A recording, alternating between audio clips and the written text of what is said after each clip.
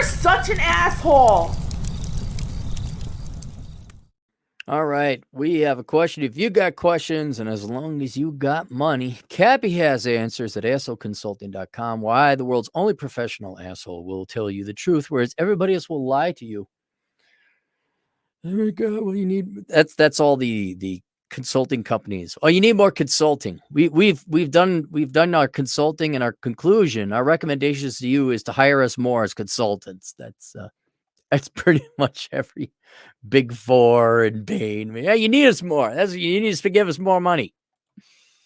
Hello, Aaron. I promised an update, and here we are. I have no idea who you guys are. There's thousands of clients, guys, and I appreciate it. I have included a link to the video from the last request to refresh your memory. Thank you.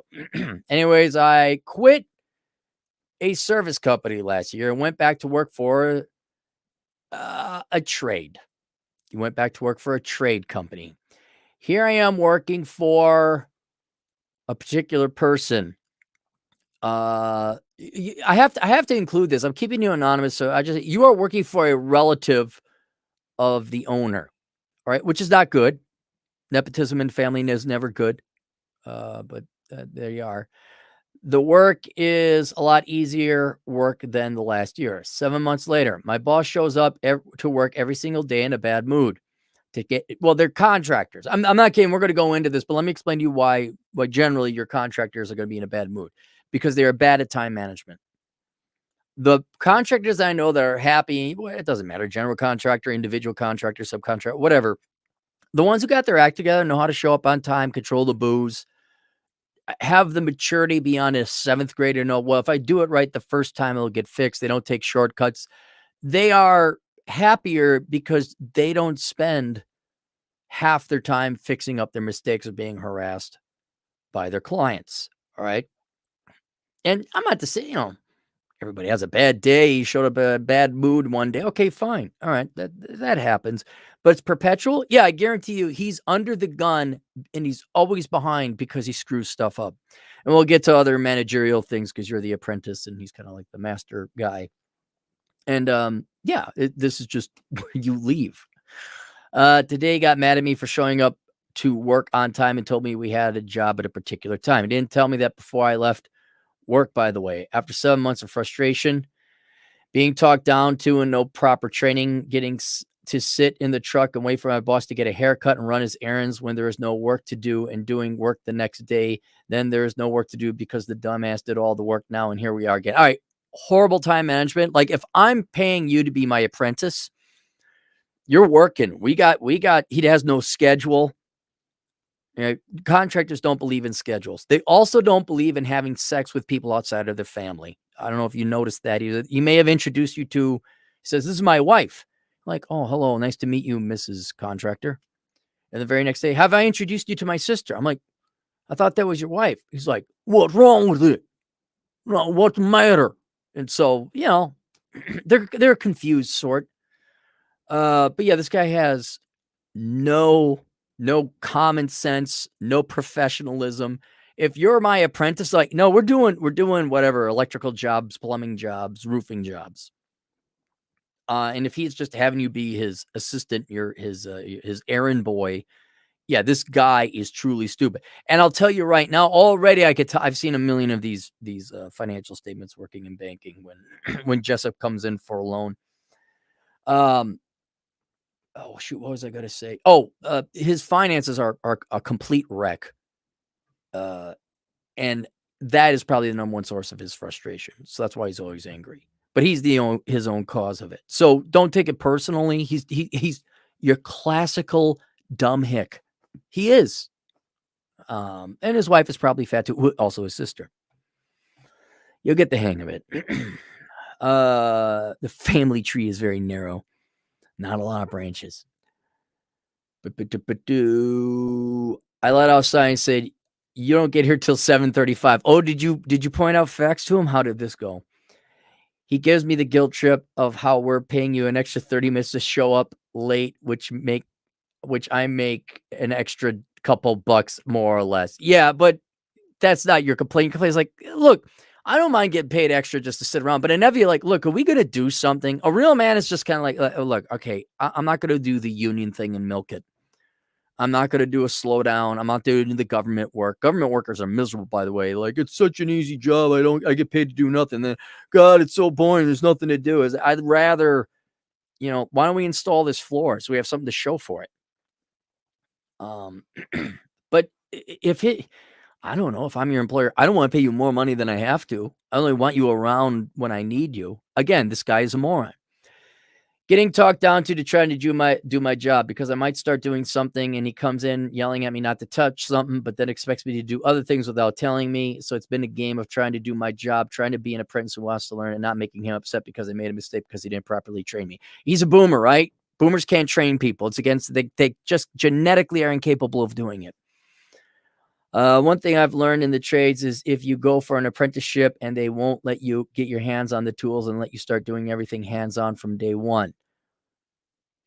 They won't. Yeah. Don't work for them. Yeah, I mean, they got to do safety and all that, but why'd you stick with this guy? If they're not going to let you work, then you leave. Because you're not even getting a good apprenticeship. And here's the argument you're going to get from these dumbass contractors. But if I train him, he's just going to work for someone else. So you're going to pay him to not work for you. You're not going to help train him to make your job easier in the future. You're just going to what? And thus you are relegated to basically being his gopher. Had a couple other people like, yeah, I'm just told to go grab the tools and he does all the work.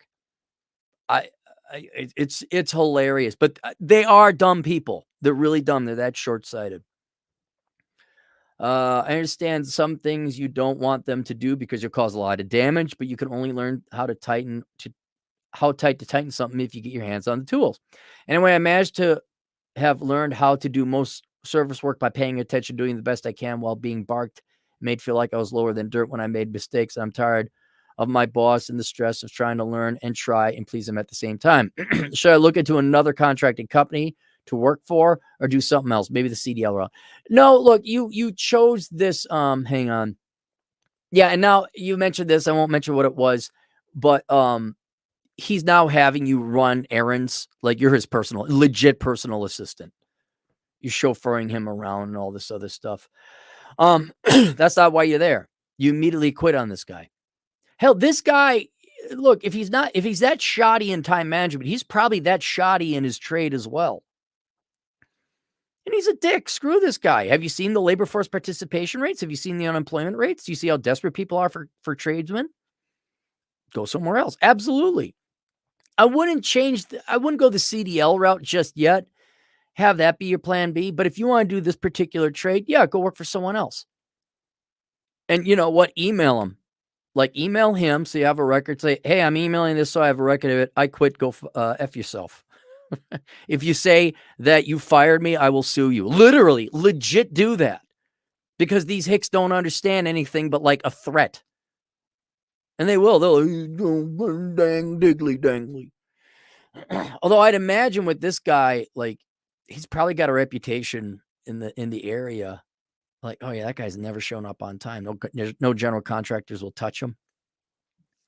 And so when you go look for another apprenticeship, what I would do, kind of go with bigger names in the area. They have like a fleet of truck, not just one with some stenciled on Johnson's Exteriors. Go to a place where there might be an office. Say, look, I need an apprenticeship. And I'm assuming the market hasn't crashed that much. Of course, it's dependent upon local housing conditions and housing market conditions, but you should be able to walk in. I'd like to be an apprentice. And I want to get experience. Do you have apprenticeships? But I have to qualify this. I'm not going to waste your time and my time if I'm just going to be the gopher. If you're afraid of training me because I'm going to work for the competition, no. But that's why you kind of go with a larger where they have actual employees, because then the management at the top knows how to manage employees. And the guys, there's two types of contractors, those that make over six figures and those that don't. The ones that make over six figures know to show up on time, know how to manage people, know how to train. They understand the logic. And then there are those who don't make over 100,000 who are like, you can't make 100,000. It's all these people trying to cut in here. All these morons. Everyone's an idiot but me. Meanwhile, they're in a trailer. I mean, I'm not joking. It's a stereotype, but I've seen them. Go to Wyoming, go anywhere. And it's just, look at their truck. Is it all like, is it one? Is it like rusty and crappy and not maintained? It's okay. It's dirty. Sure. Look at their cars. Are their cars made? Does this guy make money? He doesn't. You don't want to work for that guy. Oh, here's a clean, professional looking building. Ajax Electricians. Oh, yeah. You see their trucks at different commercial sites. You see 3 of them going down the road at a time. So there's at least 3 of them. You walk into the office. There's someone at the desk. They greet you and me. Hello, how may I help you? There's a website, not a Facebook page. So I like to become a tradesman. I'd like to be an apprentice. Is there an application process? And then, that just choose, it's like going to a nightclub. Don't choose the fat chick with tattoos and purple hair. Choose the one with long hair, a dress, and maybe she has a job. Not that you can visually identify that. So I would not quit your profession just yet. CDL, you can always do that. Give it one more shot. Give it a good go. If this was something that you had an interest in terms of a trade. But yeah. And then like legit, do you have a micro FU fund account? Do you have a car that you could go Uber with? Do you have some way of making some kind of money? Is there a job where they're just desperate for a bartender? I would go pick up any job but this one right now because it's going to be better. Go make your $15 or $20 an hour. Just work that and start applying for it and quit this job like ASAP right now and do it over email so you have a record, right?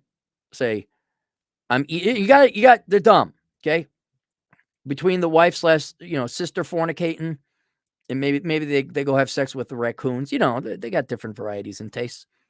Right? You gotta you gotta operate at their level, like middle school beatdown kind of level. I'm emailing myself so I have a record of this. I quit. Go F yourself. That's it. And then you got a record. Like, no, I quit on him. But I think these guys are so dumb and and you could kind of tell. Like the tradesmen that got their act together, they show up, they're all there at the same time doing it all. You got to kind of use your eyes. Make sure their company has been around for a while. What a lot of they'll always set up an LLC because the LLC gets sued out of existence. Search their name on the county record, see how many lawsuits are pending against them. You get an idea. Name some people you've worked for, and they don't give you the names right because no one has anything good to say about them. Just ask around, ask other tradesmen. Like, what about this? You know that guy? Is he any good? They'll let you know. Go to work sites. Hey, I'm looking at it. You trust these guys? No, God, no. So there you are. Oh, and then also link below. If you guys have questions about contracting, where you're at, there's a guy called Scott Wilson. He's an old timer contractor, and he has a website, a YouTube channel called Dumbass Contractors. If you had a question for him, he would be able to say exactly straight aces. He would love to get your questions, and he can answer them on YouTube, kind of like Asshole Consulting, but in the contracting world. I linked to his YouTube video below. And he's the guy. Look, you want to make 6 figures contracting? He'll tell you how to do it. Yeah, I'll tell you how to do it too. Show up on time, be sober, do the job right the first time, be precise. He has obviously more detailed instructions about how to navigate, getting an apprenticeship from not under a douchebag. But he'd love to have this. It'd make a great question. Great question. All right. Any super chats? A couple here. Boo, boo, boo, boo, boo.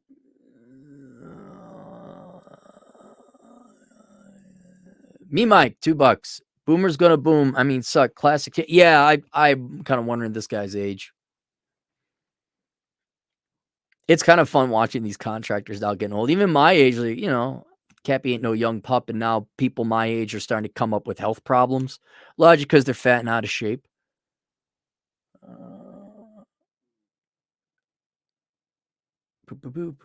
Boom. There you go. All right. See you guys later, Toodles.